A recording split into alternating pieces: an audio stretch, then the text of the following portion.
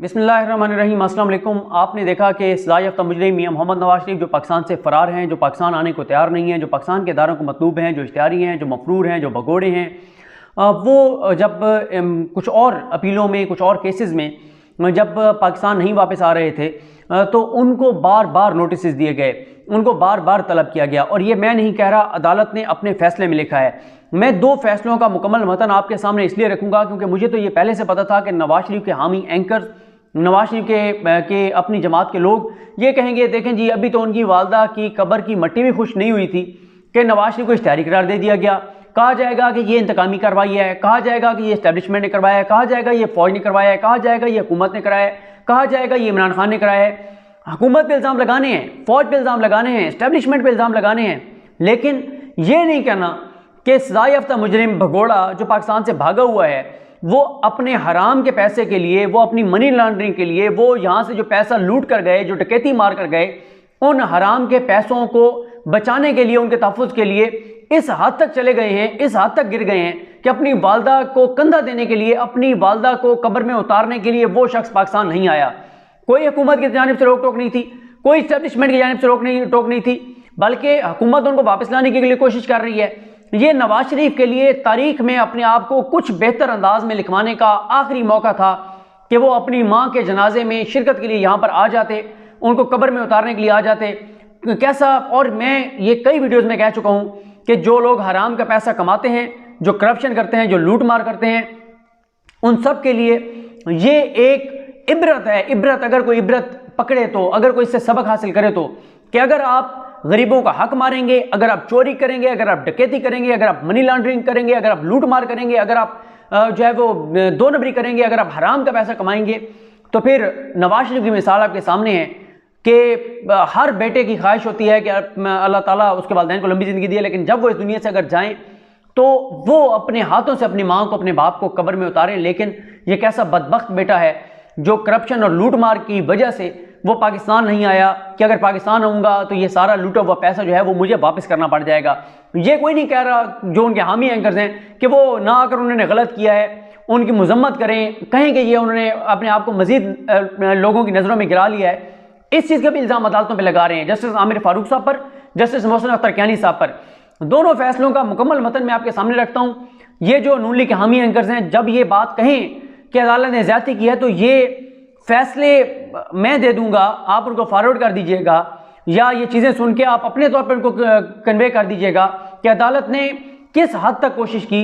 उनको नोटिस दिए, उनके इश्तिहार छपवाए, उनके वकीलों को कहा, चैनल पर खबरें चली, अखबारों में चीज़ें आई, हर तरह से रॉयल मेल के ज़रिए नोटिस भेजना, जाती उम्रा, मॉडल टाउन, कोई जगह ऐसी छोड़ी नहीं है जहाँ पर शरीफ ख़ानदान का कोई ठिकाना और वहाँ पर अदालत ने नोटिस ना भिजवाया हो। लेकिन नवाज शरीफ वापस नहीं आए, जिस वजह से उनको इश्तिहारी करार दिया गया है। मैं जो इससे पहले मैंने एक वीडियो की थी उसमें मैं ये तफसील से बता चुका हूँ कि इस बार जो नवाज शरीफ इश्तिहारी हुए हैं ये सादा मामला नहीं है। अगर कोई इसको सादा मामला कह रहा है तो वो खुद सादा है, वो जानबूझकर कर रहा है। अब अगर शरीफ खानदान या नून लीग ये समझते हैं कि 2023-24 में जब जस्टिस काजी फैसल साहब चीफ जस्टिस पाकिस्तान बनेंगे, अगर वो अपने केस से क्लियर हो जाते हैं, तो उनको जो उम्मीदें हैं कि काजी फैसल साहब जैसे ही आएंगे तो नवाज शरीफ वापस आ जाएंगे, तो नवाज शरीफ वापस नहीं आएंगे। इस बार उनका पक्का इंतजाम किया गया है। जस्टिस आमिर फारूक साहब और मोहसिन अख्तर कियानी साहब ने बिल्कुल शफाफ अंदाज से ये प्रोसीडिंग चलाई। और मैं ये भी कह चुका हूँ, काश कि ये एंकर जो नवाज शरीफ की तकरीरें दिखाने के लिए तो इस्लामाबाद हाई कोर्ट चले गए हैं, काश जब नवाज शरीफ का केस चल रहा था तो हर पेशी पे ये अदालत में आते। अगर ये अदालतों में नहीं आए कोई मसला नहीं है, हर चैनल का रिपोर्टर वहाँ पर मौजूद था, अपने रिपोर्टरों से पूछ लें, इनके रिपोर्टर बता देंगे कि इन दो जजेस ने किस तरह से कोशिश की कि किसी तरह से नवाज शरीफ पाकिस्तान आ जाएं, किसी तरह से आगे इस प्रोसीडिंग का हिस्सा बन जाएं, लेकिन नवाज शरीफ वापस नहीं आए। अब मैं आपके सामने पहले जो है वो एवन फील्ड के जो फैसला है उसका मुकम्मल मतन आपके सामने रखता हूँ। इसके ये मतन पढ़ने के बाद मैं आपको बताऊँगा इसमें वकला कौन कौन से पेश हुए। ये मैं इसलिए नाम बताता हूँ, अक्सर लोग ये भी कहते हैं आप इन सब के नाम क्यों बताते हैं। ज़ाहिर है ये मैंने अपना भी एक रिकॉर्ड रखना है इन वीडियोज़ के ज़रिए, ताकि साल बाद, 2 साल बाद, 5 साल बाद कोई देखना चाहे उसको कौन कौन वकील पेश हुए थे।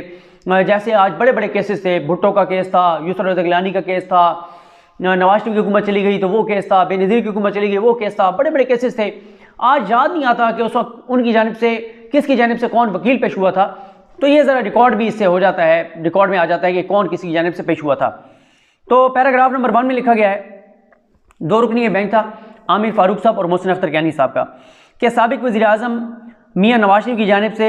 ये अपील यानी एवन फील्ड की अपील 24 दिसंबर 2018 को नैब रेफरेंस नंबर 20/2017 में इस्लामाबाद की एहतसाब अदालत नंबर 2 के जज की तरफ से सुनाए गए फैसले के खिलाफ दायर की गई है,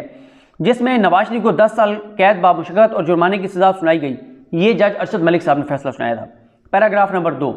नवाज शरीफ की ये अपील बाकायदा तौर पर समाअत के लिए मंजूर की गई थी, जिसके साथ नवाज शरीफ ने सज़ा मुअत्तली के लिए अदालत से रुजू किया, ताहम उनकी रिट पिटीशन नंबर 2839 मंजूर कर ली गई। नवाज शरीफ बैरून मुल्क चले गए और वापस नहीं आए। अदालत ने लिखा कि नवाज शरीफ की अपील की समाअत 1 सितंबर को समाअत के लिए मुकर्रर की गई थी, लेकिन नवाज शरीफ अदालत में पेश नहीं हुए, लेकिन उनकी तरफ से हाजिरी से इस्तिस्ना की दरखास्त दे दी गई, जिस पर केस की समाअत 10 सितंबर 2020 तक मुलतवी कर दी गई। मैं आपको दोबारा कह रहा हूं कि जरा आप टाइमलाइन देखते जाएं, आप जरा तारीखों पर गौर कीजिएगा कि कितना टाइम दिया गया हर समाअत के बाद दूसरी समाअत तक, जिस पर केस की समाअत 10 सितंबर 2020 तक मुलतवी कर दी गई। तो इस तारीख यानी 10 सितंबर पर भी नवाज शरीफ पेश नहीं हुए, ताहम उनके वकील ने मुतअद्दिद दरखास्तें दायर कर दी, जिस पर मामला एक मरतबा फिर 15 सितंबर तक मुलतवी कर दिया गया, ताकि नवाज शरीफ को एक बार फिर पेश होने का मौका फराहम किया जाए। 15 सितंबर को इस दरखास्त पर दलाइल दिए गए, जिसमें बताया गया था कि एक और नैब केस में एहतसाब अदालत ने नवाज शरीफ को मफरूर करार दे दिया है। नवाज शरीफ की वो दरखास्तें मुस्तरद कर दी गई थी और 22 सितंबर 2020 को नवाज शरीफ के नाकाबिले ज़मानत वारंट गिरफ्तारी जारी कर दिए गए थे। केस की समाअत 23 सितंबर तक मुलतवी की गई। 23 सितंबर को एक मरतबा फिर केस की समाअत हुई, जो कि 30 सितंबर तक मुलतवी कर दी गई। 30 सितंबर को इस बात की तस्दीक की गई कि नाकाबिले ज़मानत वारंट गिरफ्तारी की तामील करवा ली गई है और केस की मजीद समाअत के लिए 7 अक्टूबर तक जो है वो समाअत मुलतवी कर दी गई, ताकि मुतल्लिका अफसरान के बयानात कलमबंद किए जा सकें। 7 अक्टूबर को अफसरान के बयानात कलमबंद करने के बाद हकाइक सामने आए कि मुलजिम फरार हो चुका है और इस पर मुलजिम को मफरूर करार देने की कार्रवाई का आगाज़ कर दिया गया है। इस ज़मन में मुख्तलिफ अखबारात में 24 नवंबर 2020 को इश्तहारात जारी किए गए, जिसके बाद आज 2 दिसंबर को केस की समाअत दोबारा मुकर्रर की गई थी, ताकि इन अफसरान के बयानात कलम बंद किए जाएँ जिन्होंने नवाज शरीफ के मफरूर होने के बारे में इक़दाम किए थे। अदालत ने लिखा है कि FIA और दफ्तर खारजा के उन अफसरान के बयानात कलम बंद किए गए जिनके तवज्जुह से मफरूर होने के नोटिस लंदन, मॉडल टाउन और जाती उम्रा में नवाज शरीफ की रिहाइशगाह पर भिजवाए गए थे। इन तमाम इक़दाम के बावजूद अपील कुनिंदा अदालत के सामने पेश नहीं हुए। पैराग्राफ नंबर 3, मंदरजा बाला हक़ाइक़ ज़ाहिर करते हैं कि नवाज शरीफ के नाकाबिले ज़मानत वारंट तमील कराए गए और मफरूर करार देने के लिए अखबारी इश्तिहारात जारी किए गए। इस तरह मजमूए ज़ाब्ता फ़ौजदारी की शिक 87 की शराइत पूरी कर दी गई हैं और अपील कुनिंदा नवाज शरीफ अदालत में पेश होने से इज्तनाब कर रहे हैं। यह कानूनी तकाजा है कि नवाज शरीफ अदालत के सामने पेश हों, क्योंकि उनकी ज़मानत की मुद्दत ख़त्म हो चुकी है। पैराग्राफ नंबर 4, लास्ट पैराग्राफ, मंदरजा बाला सूरत हाल में अपील कुनिंदा नवाज शरीफ को मफरूर और इश्तिहारी करार दिया जाता है। दफ्तर को हदायत की जाती है कि नवाज शरीफ की ज़मानत देने वालों को जो है वो शोकॉज नोटिस जारी किए जाएँ और वजाहत तलब की जाए कि वो अदालत को बताएं कि क्यों ना उनके खिलाफ ज़ाब्ता फ़ौजदारी की शिक 514 के तहत कार्रवाई की जाए। ये सेकंड लास्ट पैराग्राफ है कि इस केस की मजीद समाअत 9 दिसंबर तक मुलतवी की जाती है। ये अब जो उनके जामिन हैं, ये जामिन कौन है, ये भी नेक्स्ट इसी वीडियो में आपको बताऊंगा कि वो कौन है, किसके वो फ्रंट मैन है, आपको तफसील से बताऊंगा। लेकिन मैं अल अज़ीज़िया के फैसले का मतन पढ़ने से पहले आपको ये बता दूं कि जजेस के नाम मैं आपको बता चुका, आमिर फारूक साहब और मोहसिन अख्तर कैनी साहब थे। वफाक की जानिब से